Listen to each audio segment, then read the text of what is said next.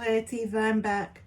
I went ahead and took some time to look up the Bible verses that have to do with generational curse breakers, the main ones. And I put in my threads off Instagram account, it's just my full name, all lowercase, Eva Violet, like the purple flowers, Sanford, like Sanford and Son. And anyway, I put a ton of prayers, video prayers, a lot of information, like TED Talks about generational curse breakers, and there's just a whole lot of information in case you all are interested. Okay, looks like Exodus 25 and Ezekiel 18:19 through 20.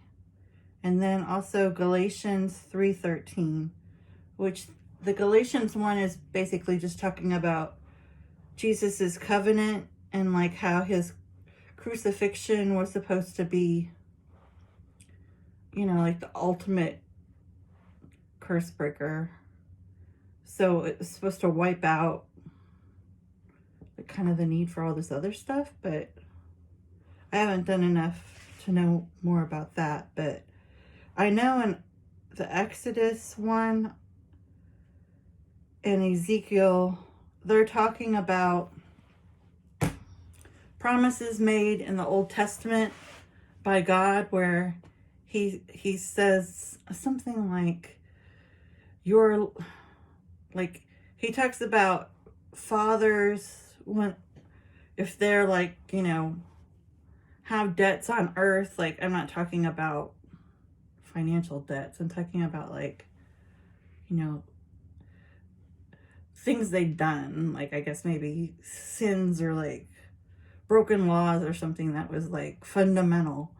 And he said something like the third and fourth generations of the family lineage would have to then make up for what that father had done wrong. Which, I mean, if you look at world history, I mean, especially in Asian culture, it's pretty common for them to pass along, well, those are more financial, but it's a lot more like in places where ancestors are more revered. I mean, I wouldn't say America's like that, but definitely Native American cultures and Mediterranean countries are really into curse breaker and family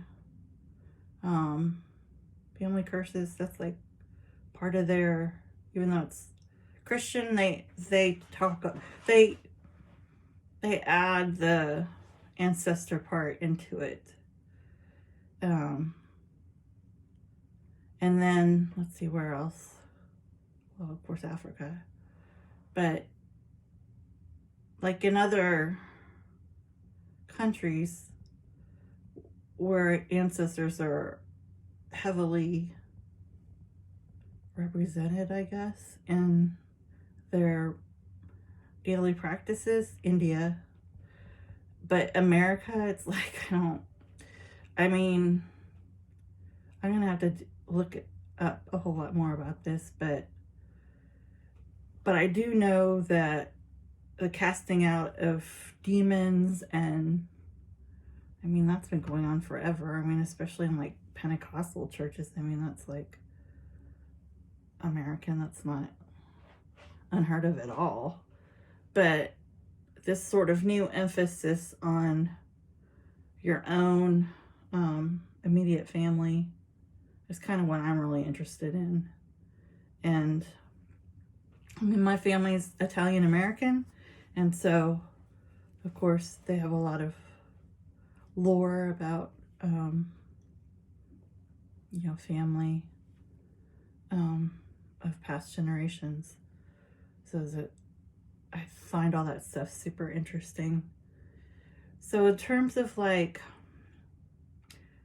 I think last time I talked about there's the spiritual aspect So that would be more like the curse breakers. So if you're coming at it from, this is a spiritual, this is a spiritual warfare in our home, and that's the way you're coming at it, from like a good versus evil, like almost like a C.S. Lewis perspective, you know,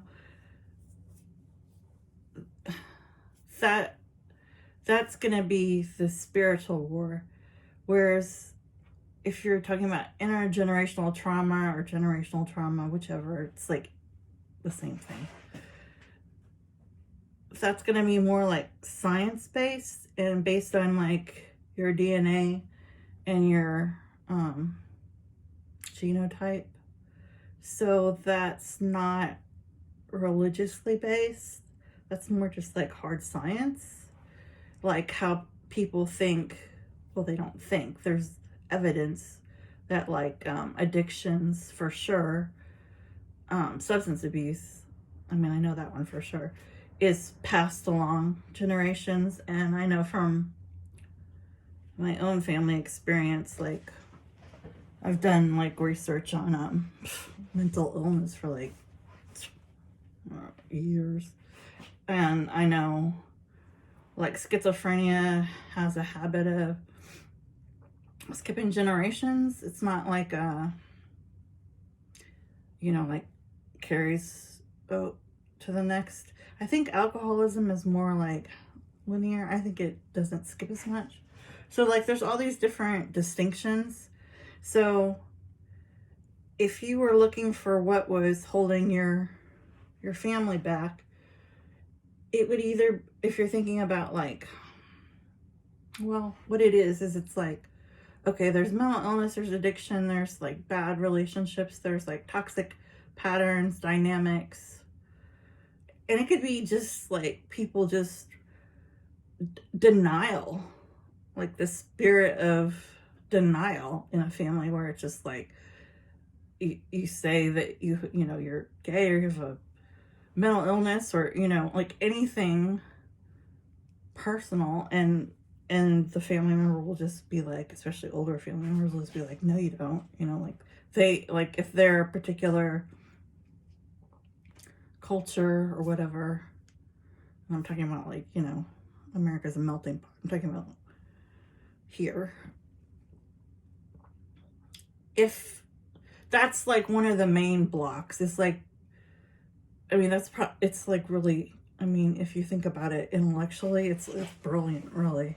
Because like if you just like, you don't even have an argument, right? They cut it at the chase. Like there's not even a talk.